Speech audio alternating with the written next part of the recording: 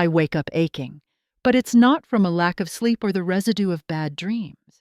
It's an ache born of need, a deep, cellular craving that has been ignored for far too long. I shift restlessly under the sheets, pressing my thighs together in a futile attempt to quell the feeling, but the small friction only makes it worse. My body hums with a low-grade frustration, a restless energy that leaves me feeling both wired and profoundly unsatisfied. Mornings used to be different. They used to mean the comforting weight of a warm body beside me, the lazy, idle tracing of hands against my skin, the softness of a kiss against my neck before I had even fully opened my eyes. Now, there are only cold sheets, an empty expanse of mattress, and a silence that feels heavier than any sound.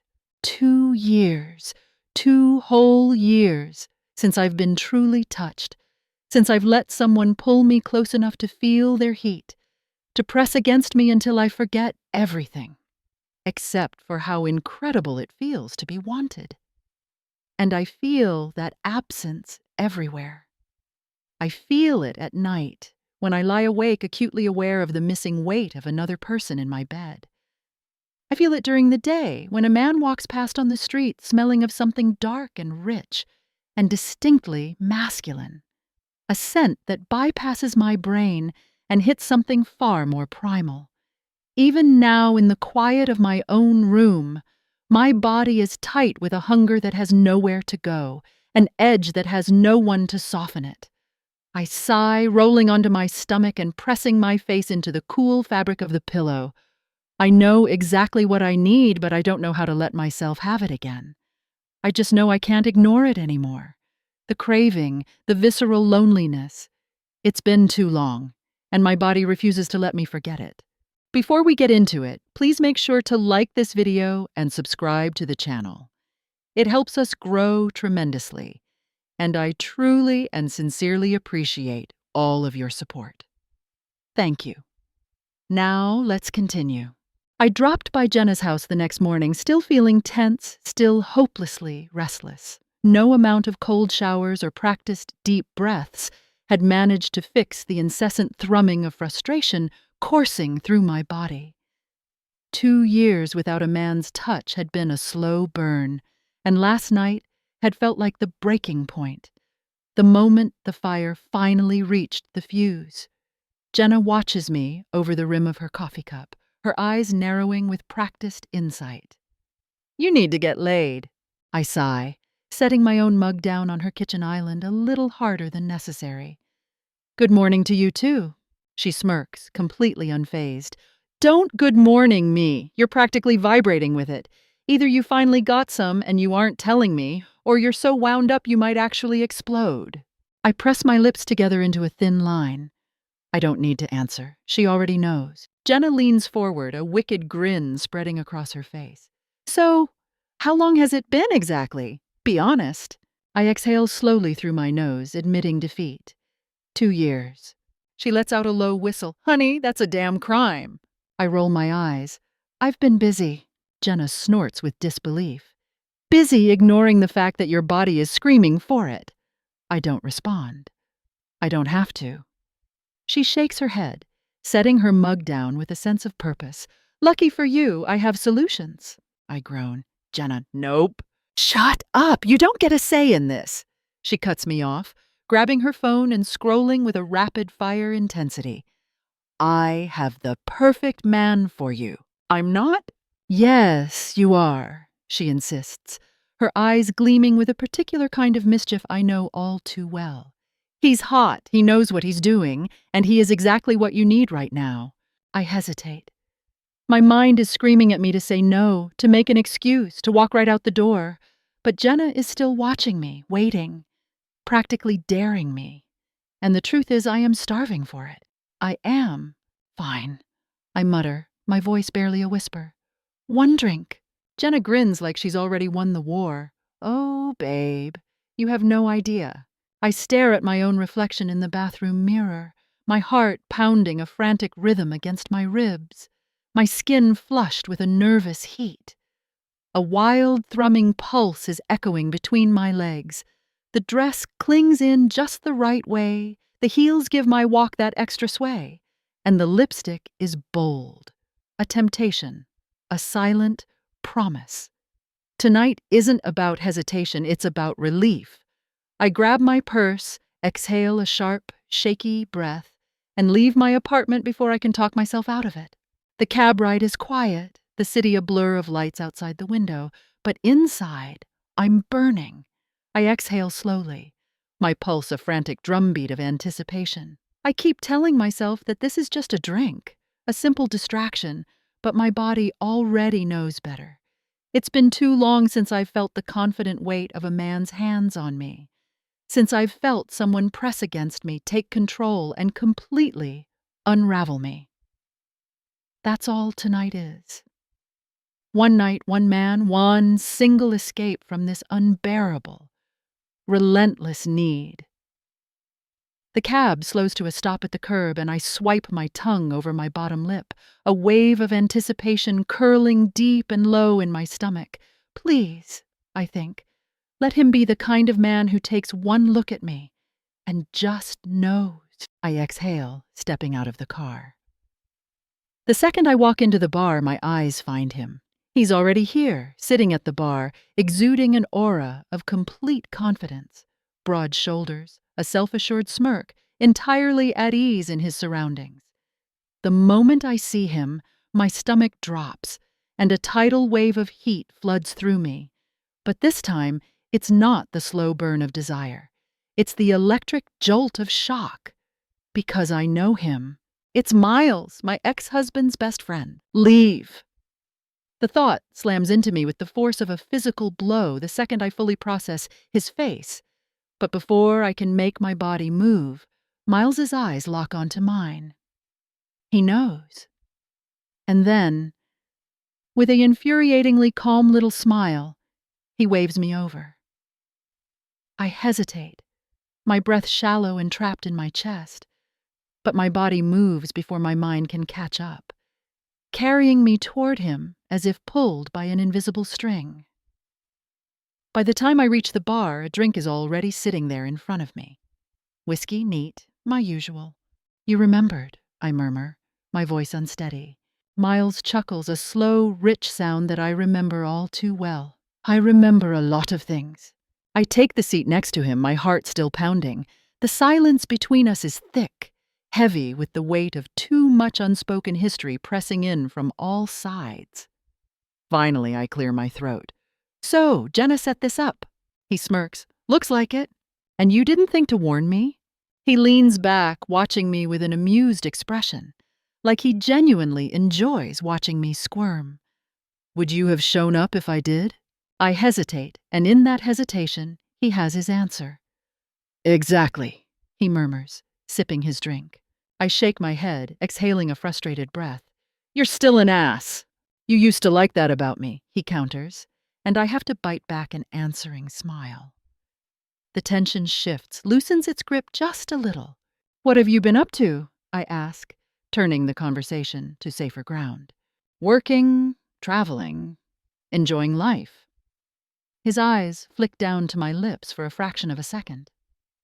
You? Same. Liar, he says without missing a beat. I arch a brow. Excuse me? Miles tilts his head, his gaze analytical. You don't enjoy life. You play it safe. He leans in slightly, his voice dropping lower, becoming more intimate. But not tonight. The heat rolls through me again, too fast, too potent. I grip my glass tighter. I should change the subject, steer us back to something neutral. Instead, I take another sip of whiskey. You seem pretty sure of that.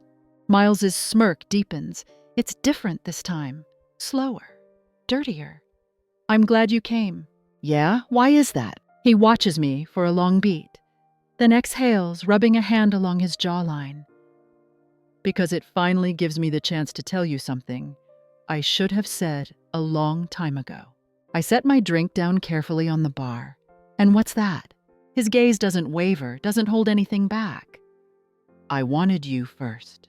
The words knock the breath clean from my lungs. I blink, trying to process them. What? Miles gives a slow, almost regretful laugh. Before him, before the marriage. I saw you first, I wanted you first. My stomach clenches and the room suddenly feels entirely too warm. Then why didn't you say anything? His smile is sharp now, far too knowing. Because he moved first. His voice drops lower, laced with a bygone frustration. And back then, I played by the rules. But the way he's looking at me now, he's not playing anymore. I just stare at him, my heart pounding a frantic, chaotic rhythm. He wanted me first. I swallow hard, my fingers tightening around the cool glass. I didn't know. Miles just watches me, waiting. I wet my lips, my mind racing. I exhale sharply, my pulse hammering in my ears. I wanted you too. Something in the air between us shifts, breaks. The space goes thick, charged, burning with a decade of unspoken things. His eyes darken, his gaze flicking down to my mouth. There are no more words, no more hesitation. I set my drink down. He does the same. Without a single question, without a single shred of doubt passing between us, we stand up and we leave together. The ride to his place was a blur. The city streets passed in a hazy stream of light, the low hum of the car's engine fading completely beneath the frantic racing of my own pulse. Anticipation coiled inside me, thick and unrelenting, and every slight shift in my seat sent another wave of heat rolling through my limbs. Miles's thigh rested against mine, a firm, steady pressure, and his presence alone was enough to stoke the slow, insistent burn already taking hold of me. The second the apartment door clicked shut, everything unraveled. His hands found me before I could take another breath, his mouth pressing to mine, not with a question, but with a deep and demanding certainty. We moved together, unsteady in our shared urgency, our backs hitting walls, our fingers pulling, guiding, stripping away the space and the years between us. Halfway to the bedroom, I felt the solid, unyielding press of his body against mine, the heat radiating from him, the welcome roughness of his grip as he pulled me even closer. By the time we reached the bed, the last vestiges of our restraint were gone.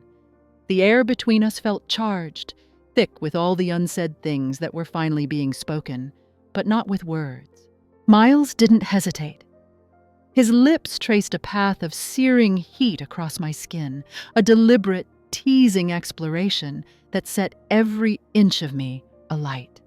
A slow, shuddering breath left me, my pulse uneven as his hands pressed into my waist, guiding me back until the soft mattress caught me. Then he shifted, his eyes dark and intense as he hovered above me, his fingers creating a firm pressure on my thighs. His touch was deliberate, impossibly patient. "Relax," he murmured against my skin, his voice a low vibration. A sharp gasp escaped me as his attention moved to a sensitive place, a liquid warmth spreading through my limbs, pooling low in my belly. He took his time, savoring the moment, keeping me right on the precipice, knowing exactly how to hold me there. I gripped the sheets, my body tightening, reacting to every impossibly deliberate touch. He was careful, controlled, keeping the moment stretched thin between us, refusing to give in to the desperate tension that was coiling tighter with every breath, every soft sigh. It was too much, and somehow not nearly enough. I reached for him, my fingers curling into the fabric of his shirt, pulling him up to me, catching his mouth with my own. I could feel the fire in every kiss, the silent, unspoken challenge passing between us. Who would give in first? My hands worked quickly, pushing the last of his clothes away, my palms tracing down the hard planes of his chest, feeling every shift of his muscles beneath my fingertips. Miles groaned, his breath catching as he pressed against me again, the weight of him both grounding and electrifying, fitting with me in a way that sent a deep, profound shiver through my entire body. My breath broke against his shoulder as he began to move, slow at first, drawing out every sensation, making me aware of every single heartbeat that passed between us. His firm grip at my hips kept me steady, kept me exactly where he wanted me. It wasn't just good, it was consuming. Every movement, every kiss, every whispered breath was pulling us higher, dragging us both to the very edge of our restraint. And then I felt it, his breath hitching, his steady pace faltering, his legendary control finally slipping. Not yet, I thought. I pressed a hand to his chest, shifting my weight, feeling the slow, surprised curl of his fingers at my waist as his breath came in uneven pants. A smirk flickered across his lips, but I wasn't ready to give in just yet. Instead, I moved, watching his expression shift, his grip tightening on my thighs as he pulled me flush against him. A soft, shuddering sigh left me as he took his time, every touch deliberate, unraveling me all over again. But I wasn't finished with him either. I let my fingers drift, tracing the line of heat between us, feeling the tension build in his body, the way his muscles coiled and tensed beneath my touch.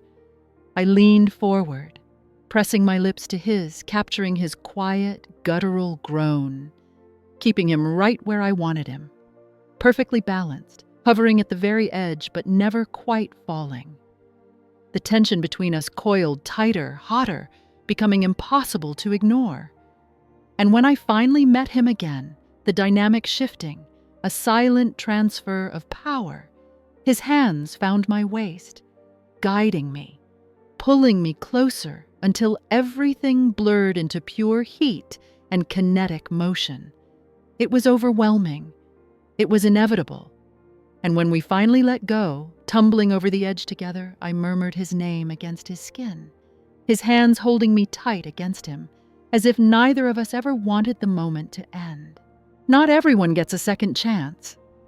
Some opportunities slip away, lost to time, lost to choices we can't take back. But sometimes, just sometimes, fate gives us another shot. Would you take it, or would you walk away, afraid of what could happen? Let me know what you think in the comments. Thank you for listening. Please share your thoughts, like this video if you found it helpful, and subscribe for more.